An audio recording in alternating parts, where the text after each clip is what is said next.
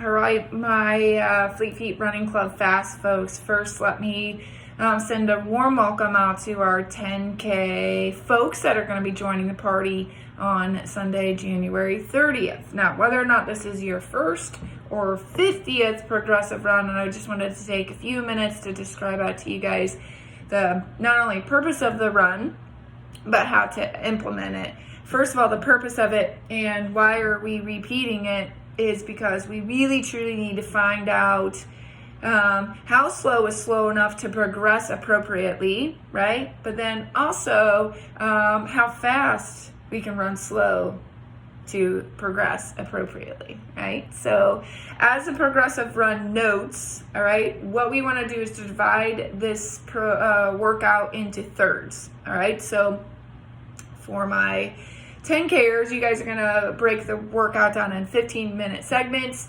For my half marathoners in 20-minute segments, and my marathoners 25-minute segments. So some of you guys are going to start taking off while the other ones are going to be slowly coming behind.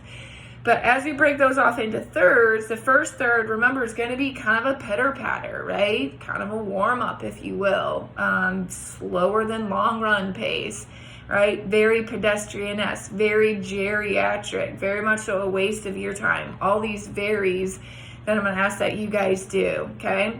Getting into that second third, this is kind of where you're at your wheelhouse. If you guys are just going to go out and run maybe some of your weekday runs, or maybe if you went out and just started thinking about running and didn't even really think about the pace. So this is just kind of your natural rhythm.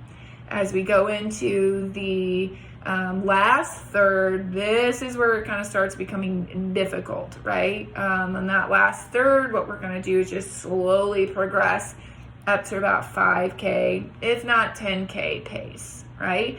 So that's kind of looking at it into a bigger picture. But essentially, and I'm going to ask that you guys again screenshot it, essentially each mile needs to get progressively faster, and each mile needs to be kind of the same in the delta change. So what I mean by that is our goal this time is maybe start at 11, then 10:45, 10:30, 10:15, 10, 9:45, etc. All right, so each mile, all right, is separated by around, and I use 15 seconds, right? But that's about 15 to 20 seconds.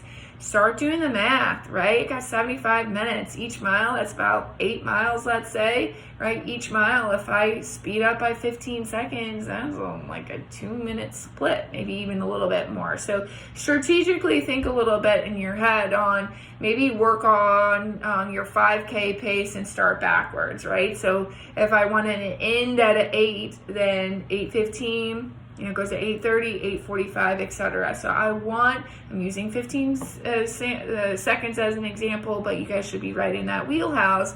You want to kind of progress each mile, not stay steady. So what you got, all right, what can you do, and what can we go?